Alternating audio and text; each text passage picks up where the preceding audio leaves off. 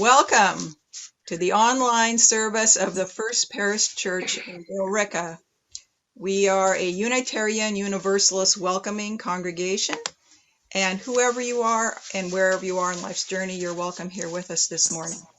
My name is Brita. I'll be the worship assistant for today's service, and our worship leader this morning is Reverend Eugene Widrick, known to us as Woody. He was our minister for a number of years. He's always helped us in a pinch. He has been just so wonderful, and we are really, really very happy to have him with us here this morning. Are there any announcements? Sarah. Briefly, if you're coming in by phone and you'd like to be able to speak, it's *6 to mute or unmute your phone. It's also *9 to raise your hand during Joys and Concerns if you want to be recognized. And a little icon will show up on your box, so we'll know that you want to say something. I will be recording most of this except for the Joys and Concerns. My hope is that everybody will be heard and be able to be recognized. If you do not have a speaking role at this point, please mute. Thank you. Okay, any other announcements? I have one. Yeah. This year, we will not be hosting the Interfaith Thanksgiving service, but will be participating in a segment that Rabbi Abramson is going to put together, and we are invited to submit a small video from our congregation, and we'll have to work out the details, but it needs to be submitted by November 10th. And so we'll have to think about what we're going to do. Oh, thank you, Jeannie. Any other announcements? Teresa. Hey, I just wanted to remind everyone, if you have not been to the farmers market, it is here in Billerica, Mondays at between 3 to dusk, so that's about 5:15 now. We will have rainy day specials, and it is the last market of the season. So if you have not gotten a chance to get out and say hello to all of our wonderful vendors that are local small businesses, tomorrow is a great day. Great. So last one tomorrow. Last one. Okay. Better be there. Any other announcements? Okay, I'm not seeing anything. All right. I did want to start with a land acknowledgement. We would like to begin by acknowledging that our church is built on the unceded land of the Pawtucket and Massachusetts peoples. We also acknowledge the physical and spiritual connection they have maintained with the land, the water, the flora, and the fauna here in this place that we call Billerica. So here is Woody's opening words.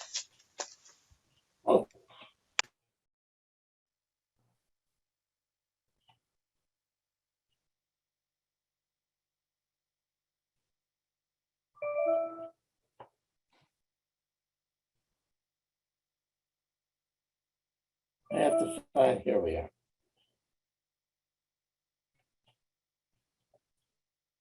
Words are from Sarah York. We receive fragments of holiness, glimpses of eternity, brief moments of insight.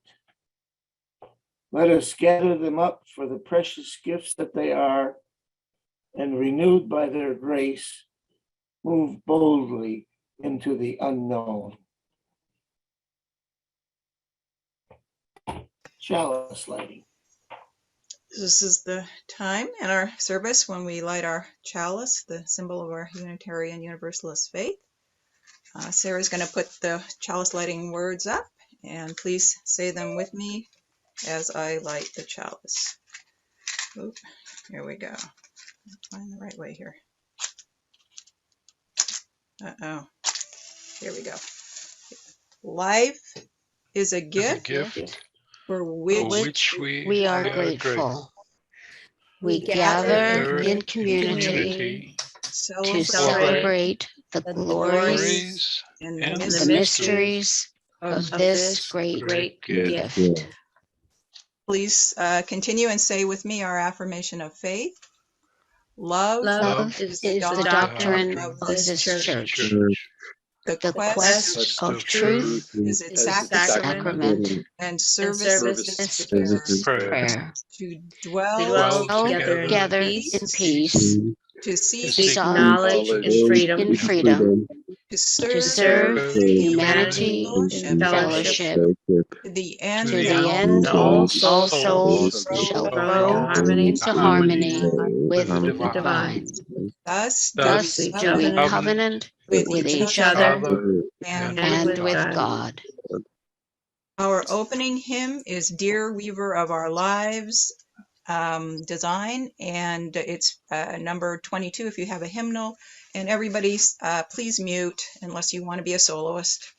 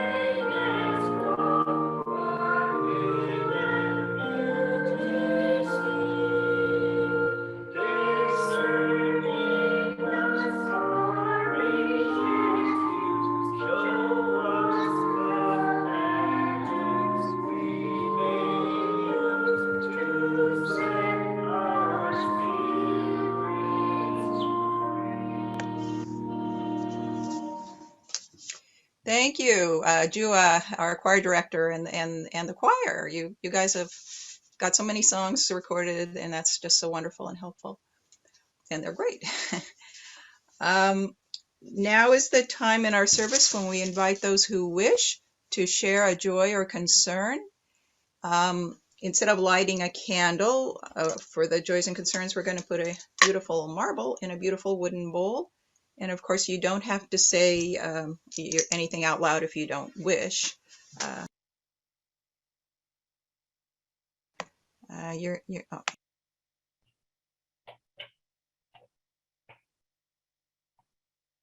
This prayer is written by Elizabeth Tarbox.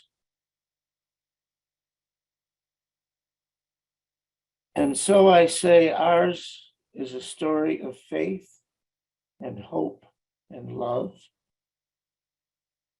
I say, I say it is our need for one another that binds us together, that brings us laughing and limping into relationships, and keeps us at it when we otherwise might despair at the fix we are in.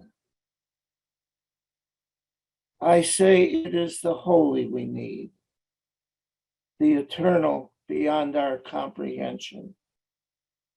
And one place we can find it is here, working and worshiping together. And I say there is a transcendent value worthy of our loyalty, upon which we may set our hearts, and its divine manifestation is love. Amen.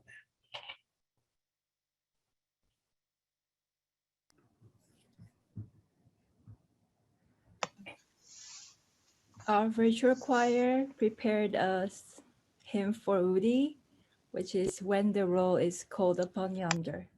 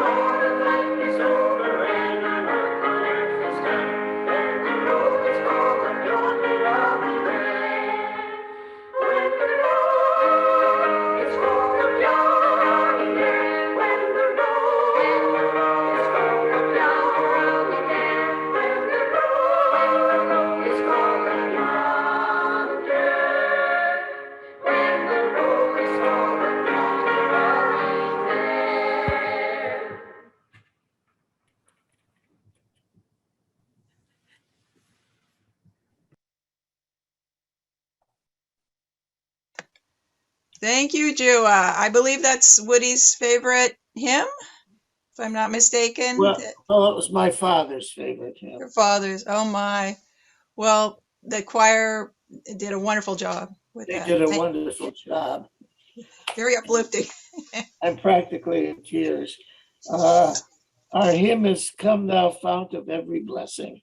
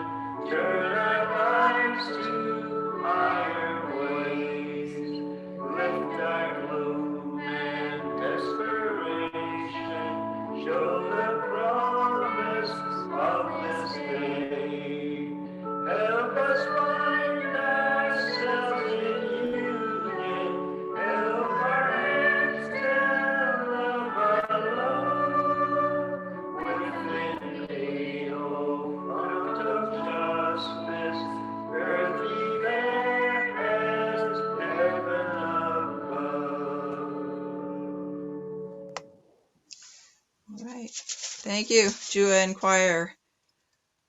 Now is the time in our ceremony, in this ceremony, where we would like to confer the Minister Emeritus title to Woody, and I'm going to turn things over to the church president, Barbara Maloney. Good morning. It is my honor to offer this citation to our beloved Reverend Dr. Woody Widrick. This is what the citation looks like. I'm just going to hold it up right now. It is, I'm going to put myself on speaker view so I can see what this looks like. Can you guys see this okay? You want me to put it on? I've got it. Sure, put the picture up. Yeah, so right now it's in a folder. That's what it looks like. Right now it's in a folder, and Jeannie has told me, Woody, I can give it to you in the folder right now, or we can also give it to you framed. But it is in this beautiful folder right here. All right, so it is my honor to offer this citation to our beloved Reverend Dr. Woody Widrick. The congregation of First Parish Church in Billerica has concurred that Reverend Dr. Eugene R. Widrick be granted the honorary title of Minister Emeritus in recognition of 50 years of ministry and your outstanding contribution to the life of our parish and our community. Reverend Widrick has had a very impressive life and career. His ministry reached people from Stamford, Connecticut and Laconia, New Hampshire, all the way to Cape Town, South Africa, then North Adams and Carlisle, and then to us. We have been privileged to hear his stories as he shares these experiences and weaves them into his sermons. Reverend Woody touches everyone he meets with his warmth, humor, empathy, and understanding of life. His life was not always easy, as you can see from his book, which I finished reading, and I encourage, if you can see this, all of you to read. He was the minister for the First Religious Society in Carlisle from 1977 until he retired in 2001, and is their minister emeritus. He came out of retirement to serve as interim minister for First Parish Church in Billerica from 2005 to 2007. He has been our friend and a part of our community ever since. He was a guest minister for years and then stepped in as a regular guest minister, joining us once a month when our need was the greatest, starting in 2015. When the pandemic hit, Woody, you were right there with us over Zoom. Woody, you were always there for us. Your presence brought us love and stability.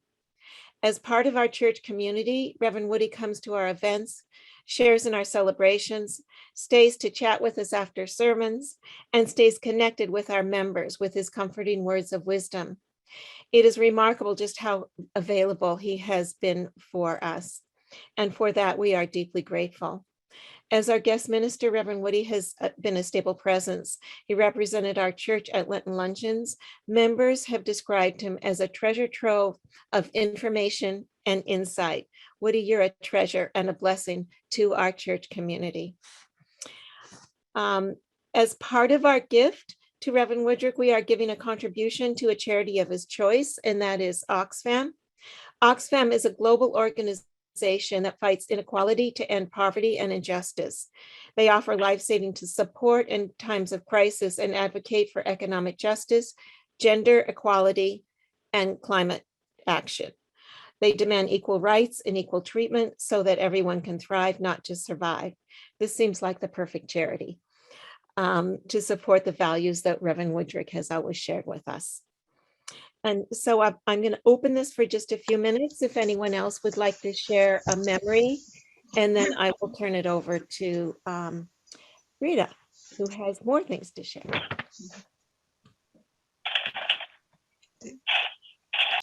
Does anyone have anything to add? Jeannie? Yes. I just want to express my deep appreciation for all Woody has been to our congregation and to me personally when he was there to listen and offer very wise advice. And just thank you for being there, and thank you for being here. And we all love you so much. Thank you. Yay. Oh, and my son does professional framing and has offered to frame the certificate if you would rather have it that way. So we can talk about it if you want. Thank you. Thank you, Jeannie. One other thing, along with the donation, Woody, to your charity, the charity of your choice, we decided to get something a little more personal. So we are giving you a chalice. This is a clay chalice. It's really lovely, and comes with candle.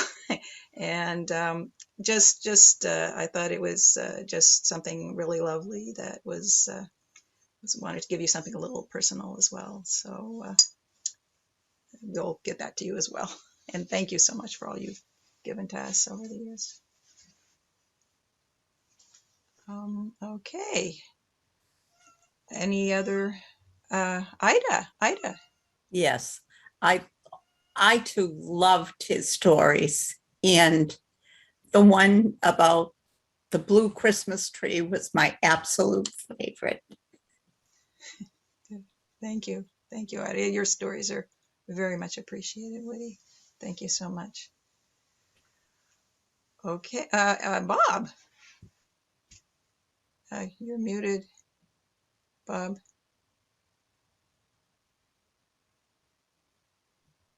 I was very happy to see Reverend Woody join us way back when we decided to have the part-time minister. I knew him for several years before that up in Carlisle.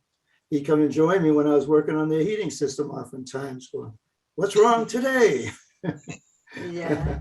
But he's been a joy to have with us, and we all appreciate it, Woody. Thank you. Yeah, thank you, Bob. Wow. Okay. If there's no one else who'd like to add anything, Woody, I'm turning things over to you. It's your sermon.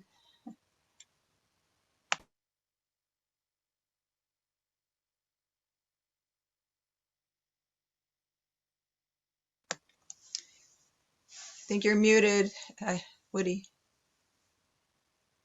I'm unmuted. All right, 2 short comments off the sermon before we start. The land acknowledgement thing reminds me of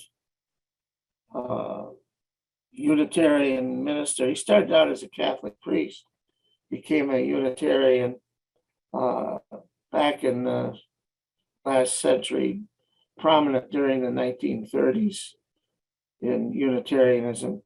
And he has a thing that starts out to outgrow the past, but not to extinguish it. And I think this land acknowledgement thing fits that perfectly. We've outgrown it, but we don't want to forget. We need to remember. And when the roll is called up yonder, thank you. That's wonderful. I love that hymn.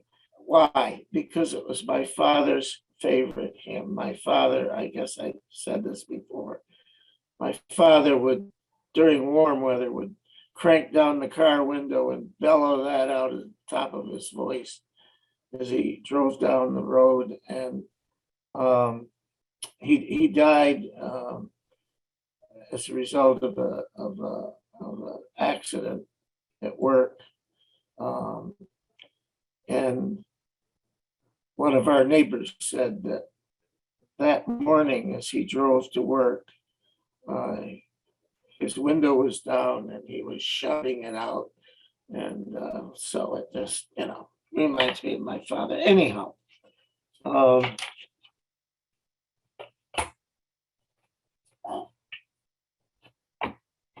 I do have a sermon.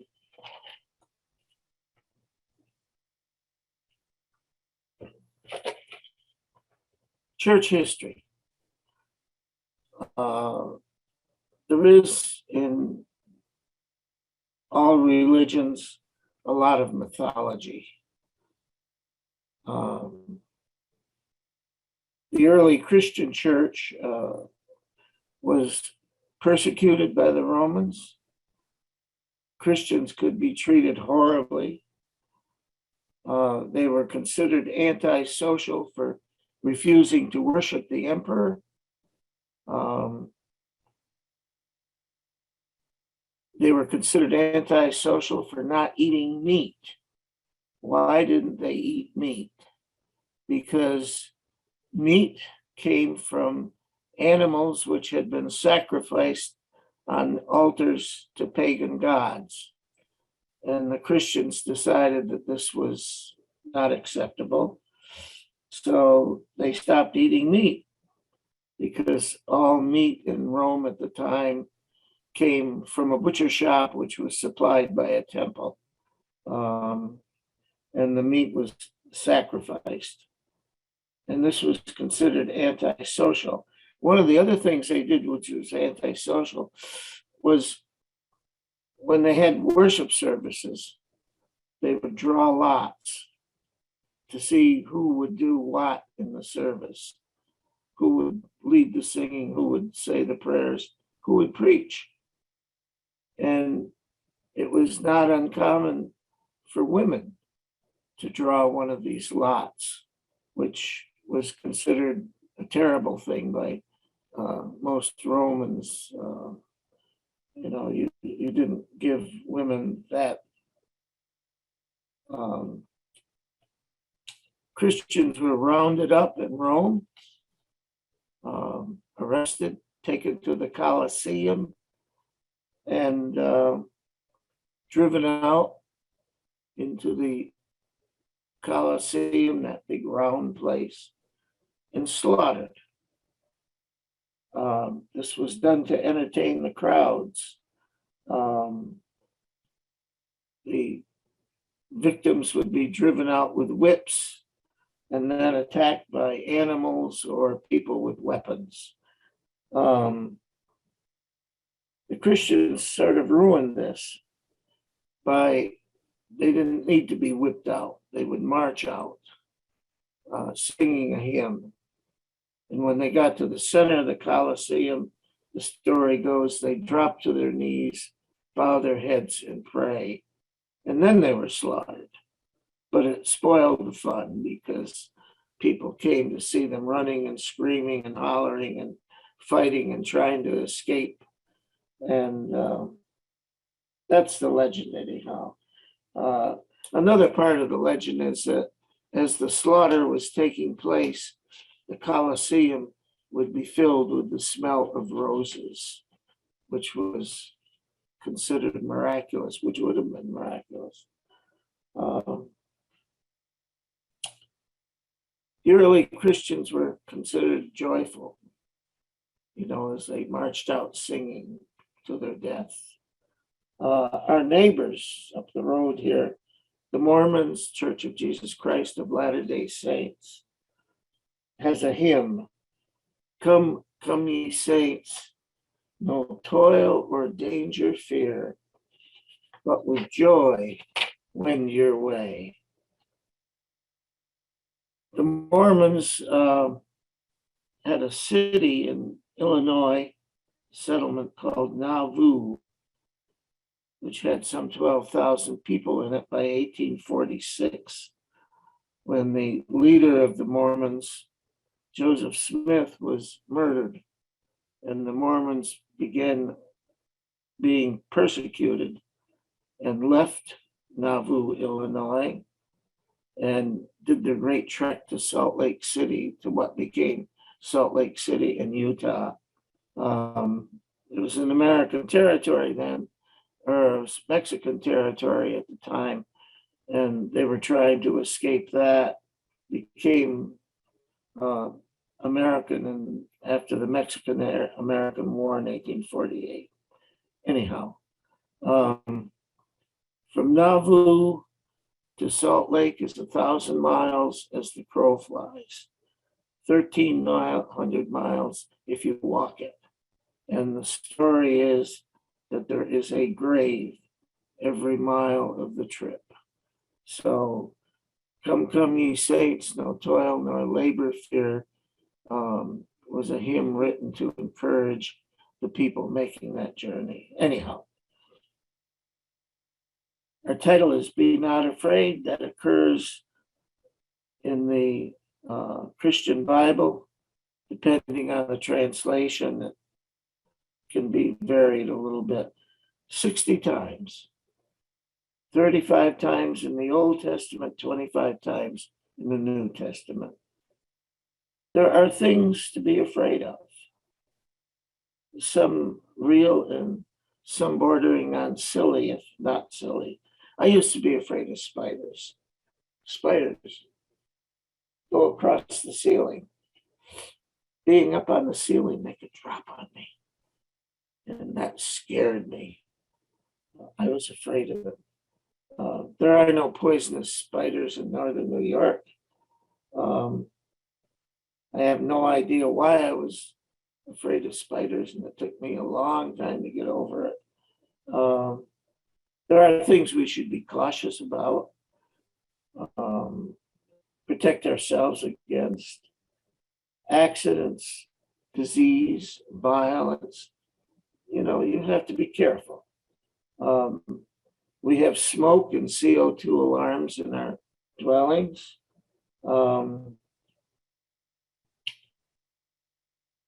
Make sure the tires on our car are bald. A lot of fear is built on imagination. People use fear to control us, or to try to control us. Fear is an emotion, a feeling. There are a number of emotions. There's fear, there's hate, there's anger, there's love, there's happiness and joy. And they're not always rational. I mean, you know, but they're there and we know them, and they are part of our lives. And some are positive. Love and happiness and joy are positive emotions. They make us feel good. You know, you feel good if somebody loves you. You feel good if you're happy. You just, but then there's fear and hate and anger, and they make us feel differently. They make us feel unhappy. They make us feel threatened. They make us feel that something's really wrong.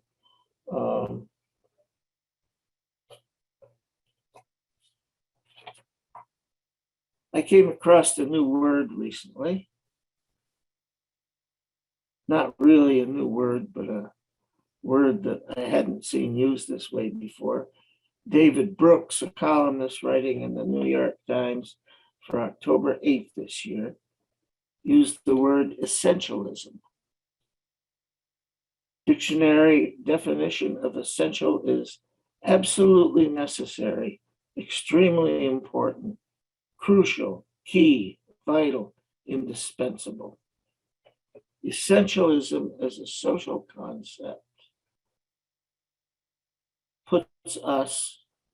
puts people into boxes, defines us, defines people in groups, and says that each group has an essential or immutable nature, rooted in biology or the nature of reality. The people in the group are all alike, and the boundaries between groups are real and hard in essentialism. Racism is a form of essentialism. One of my fellow students at theological school back in a long time ago, 1963, graduated a year ahead of me, was from Georgia. He had served in the Navy. He was married. Georgia at the time had race laws that forbade interracial marriage. He was 164th African American. Our fellow student discovered this. It meant 5 generations back, actually 6 generations back would have, but 5 generations back, his parents, his grandparents, his great, great, great, great grandparents,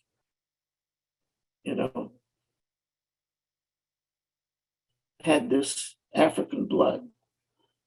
And if his wife had wanted to, she could have had their marriage annulled because it was illegal to be married to someone whose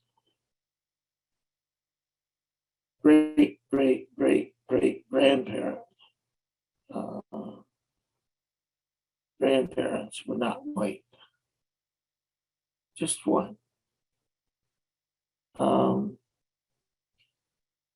I know who my grandparents were, and I know who one great grandfather was, but take me back 5 generations and I have no idea. I think they were Swiss, but they could be Chinese for all I know. I just unbelievable. But we put people in boxes. A lot of churches, the Catholic Church, the Pope has just announced they need more women in leadership roles, but the Catholic Church does not allow women priests. A lot of Christian Protestant churches do not allow women ministers. This is essentialism.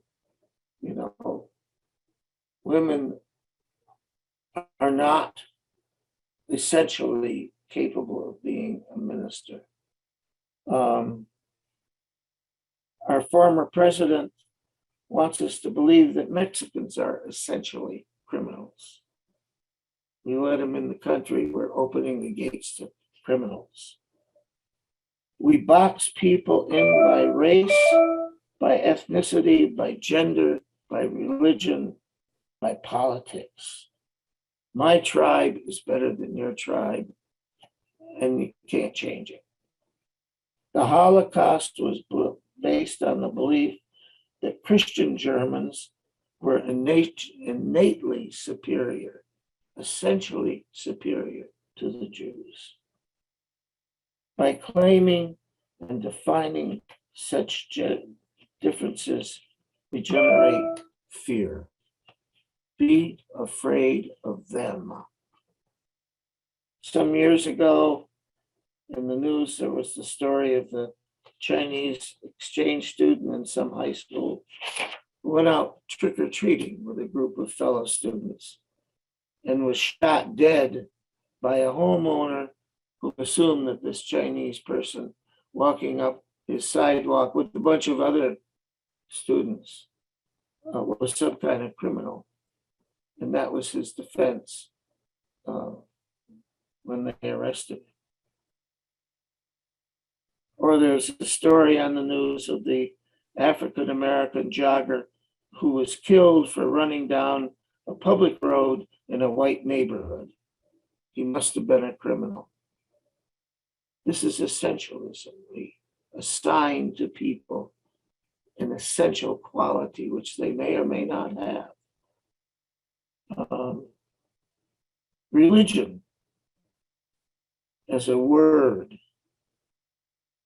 we think, a little bit hazy, but probably derives from the word ligare, Ligari, meaning to bind together like in a ligature or a ligament. It's something that holds things together. Religion,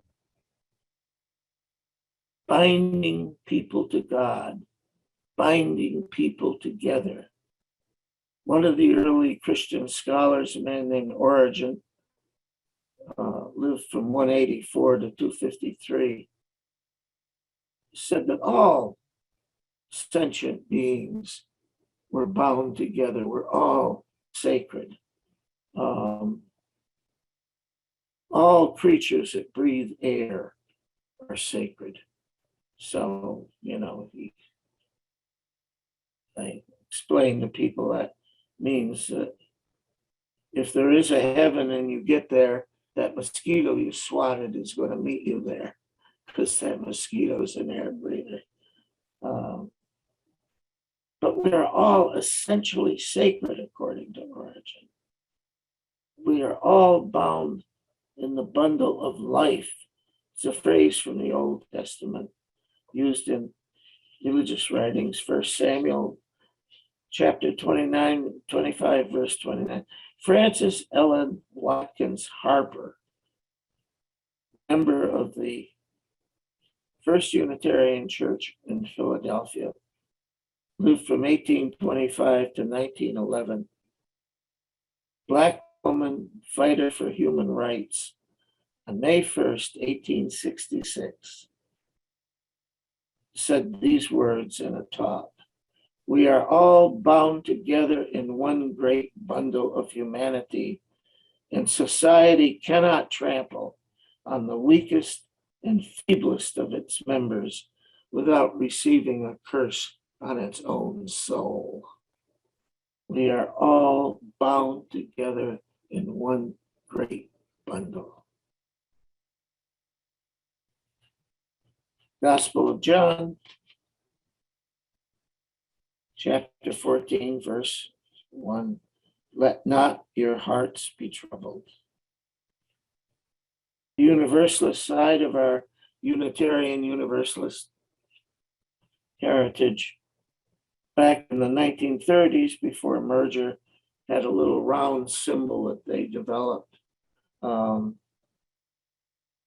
before this flaming chalice had come along. But this little round symbol had the words, God is love in it. 90 years later,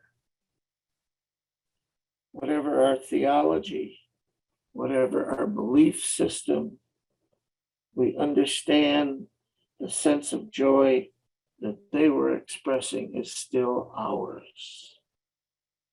The message of fear and hate can only lead us into darkness.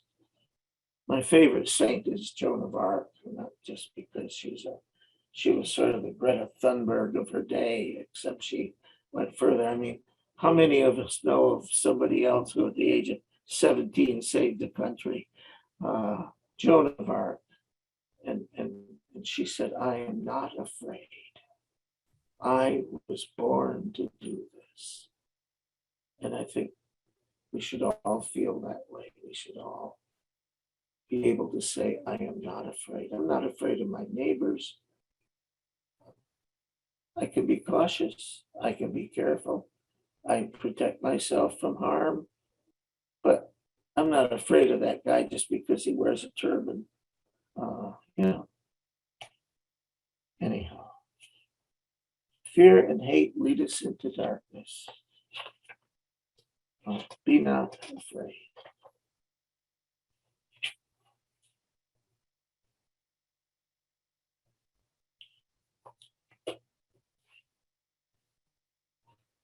The offertory.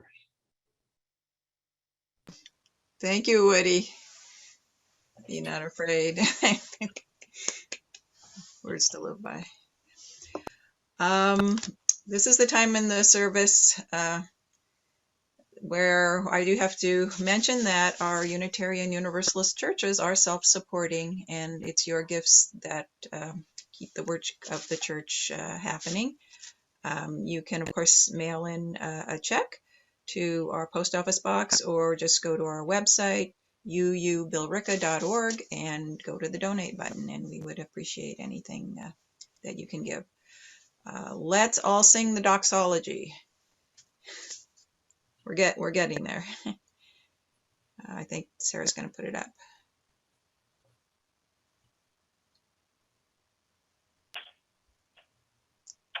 Here we go. from all that dwell below the skies. Let songs of love and faith arise. Let peace, goodwill on earth be sung.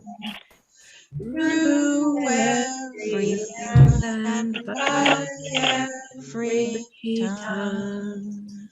Amen. Okay, please say with me the words on the screen as we extinguish the chalice. We extinguish this flame, but not the light of truth, the warmth of community, or the fire of commitment. These we carry in our hearts until we are together again.